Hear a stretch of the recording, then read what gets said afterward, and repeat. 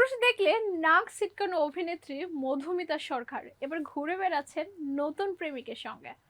Social মিডিয়ায় সেই ছবি হয়েছে ভাইরাল। কদিন আগে নিজেকে সিঙ্গেল দাবি করেছিলেন তিনি। জানিয়েছিলেন পুরুষ জাতি থেকে 100 হাত দূরে থাকেন তিনি। কেউ কাছাকাছি আসতে চাইলে মুখের উপর মানা করে দেন। পুরুষকে কাছে ঘেঁষতে না দেওয়া এই অভিনেত্রীর বিয়ে হয়েছিল সৌরভ চক্রবর্তীর সঙ্গে। সিরিয়ালে অভিনয় করতে গিয়েই আলাপ হয়েছিল তাদের, তবে সংসার টেকেনি। বিচ্ছেদের পর অনেকদিন কোনো প্রেমের সম্পর্কে ছিলেন না মধুমিতা। পুরুষ এড়িয়ে চলতে চলতে নিজেকে সে সময় সিঙ্গেল দাবি করেছিলেন এই অভিনেত্রী।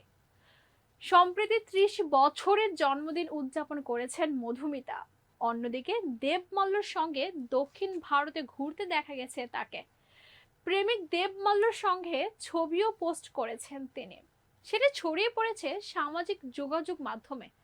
দেব মাল্যর সঙ্গে ছবি পোস্ট করে ক্যাপশনে তিনি লিখেছেন, আমার সব সময় মনে মনে এই একটাই ইচ্ছা ছিল, পাহাড়ের কোলে আমার একটি সুন্দর বাড়ি হবে, সেখানে আমার মনের মানুষের সঙ্গে থাকবো, স্বপ্ন ছিল আমার। হিন্দি ছবির বিখ্যাত সংলাপে পোস্টে লিখেছেন নায়িকা।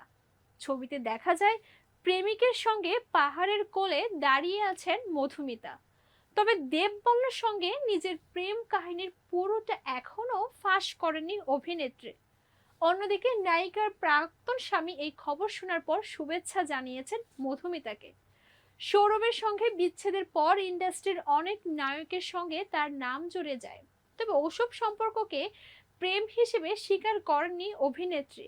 বরাবরই নিজেকে সিঙ্গেল দাবি করেছেন তিনি। নিজের সিঙ্গেল হুড নিয়ে ভারতীয় গণমাধ্যমের মধুমিতা জানিয়েছিলেন, কোনো পুরুষ কাছে আসতে চাইলে মানা করে দেন তিনি, এই কারণেই একাকিত্ব ঘুচে না তার। মধুমিতা আরও জানিয়েছিলেন, যদি কোনো পুরুষের সঙ্গে সত্যিই প্রেম হয় তাহলে তা লুকিয়ে রাখার পক্ষে নন তিনি। অভিনেত্রীর ভাষ্য, অনেকেই প্রেমের কথা লুকিয়ে রাখে, আমি সেটাই বিশ্বাসী না।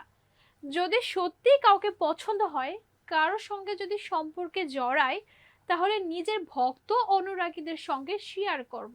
এরপর নতুন প্রেমে পড়ার পর কথা রাখলেন মধুমিতা। সত্যি সত্যি প্রেমের কথা প্রকাশ করলেন তিনি।